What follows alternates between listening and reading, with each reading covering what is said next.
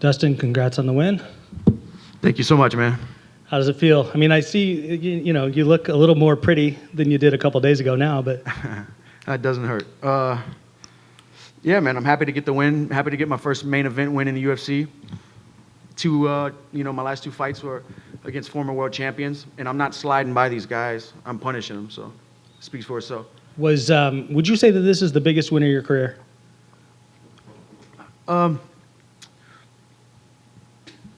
I don't know.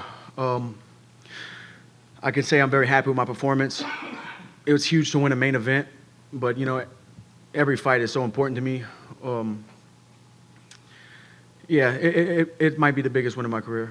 You got another $50,000 on top of it, by the way. I'm not sure if you heard that yet or not, but of course it was fight of the night. Yeah, and that's always nice. Christmas is coming up, and it's going to be a good one. Was the fight going the way that you expected it to go? I mean, we saw you utilize takedowns in obviously each of the 3 rounds, but some of those scrambles were just, sickeningly fun. Something about me a lot of people don't know is I have cardio for days, and especially when we start straining back and forth in those kind of scrambles, guys really start to fade, and I find, pleasure in that. I enjoy that back and forth. Who wants it more? Eat an elbow, now you're on bottom, boom, you're back on top. Those deep dog fights, I love that. That's why I fight. Those opportunities, those kind of scrambles, that's why I get up in the morning and go for runs and push myself harder, because I love to fight, and when it was happening, I was just happy that I was in that kind of fight. The crowd was going nuts every time we switched.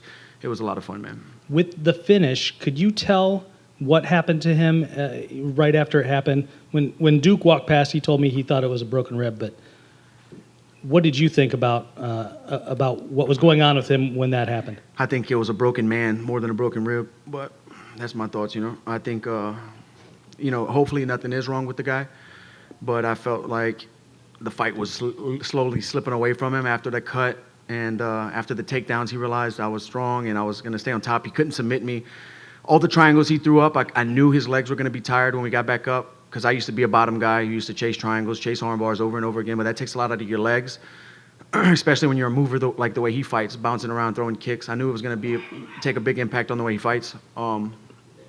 So like I said, I hope he's okay, but I think it was more of a broken man than a broken rib. What was going through your mind when the fight got paused there for the cut to be looked at and then for him to get cleaned up? Because that was a long time. It was like 45 to 60 seconds. Yeah, as soon as the ref stopped us in the position, I knew what he was stopping us for immediately. I mean, his eye was a pool of blood. But when the doctor came in, I was kind of wondering why it was taking so long, and I kept seeing the doctor wipe and then look at the ref and talk and then wipe his eye and his nose again. I think his nose is broken, I'm pretty sure, because when they wiped it, it seemed like it was a little bit disfigured. I thought they were going to stop the fight, really, because it was taking too long, and he kept talking to the ref, but they let it go on, and I'm happy for it. We heard you call your shot with John Anik afterwards, obviously. You want the winner of Gaethje and, I'm sorry, why did I just drop Eddie Alvarez. Eddie Alvarez, of course. Do you have a preference for who wins that fight? Because we know, as we talked about earlier in the week, that you want that Alvarez fight back. And I hope Eddie wins. Yeah. And then we can build this up into what it should be, a rematch I should have got before this fight even happened tonight. I should have been an automatic rematch. He shouldn't have been rewarded with a TV show and more publicity and another big fight against another high-ranked guy. He cheated and got out of a fight that he was losing, and he should have been forced to run it back with me. I'm the guy who got robbed in that fight. He got rewarded. Will you be at that fight to watch it yourself in person? When is it? December 2nd, 3rd? Maybe so. I'm just happy to go back home and be with my family for the holidays. I really want to go out to Canada and see Robbie Lawler fight and see my teammate Santiago Ponzinibbio fight Mike Perry. That's a great card, and I'd like to go see that. So I don't know if I'm going to be traveling to both cards, but I'll definitely make one of them. And then you were yelling down to the matchmakers, I believe, right afterwards, obviously requesting that fight. What do you think the odds are? If you were going to put odds on it, what do you think the odds are that they'll reward you with the winner of that fight? 100%. I mean, I've earned it. I don't deserve it. I'm not begging for it. I earned it, and then we move on. Cool. Congrats, man. Thank you. Oh, hold on. Dustin, this is the first time UFC's been in Norfolk and in this area. So on Veterans Day, what was it like experiencing the crowd and then in the city the short time that you were here?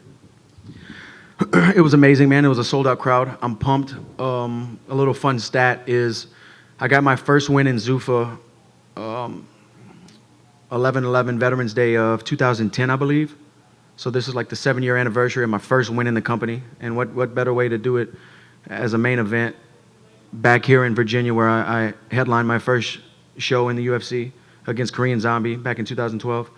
You know, just a lot of fun stats for me coming back to Virginia. Any other questions?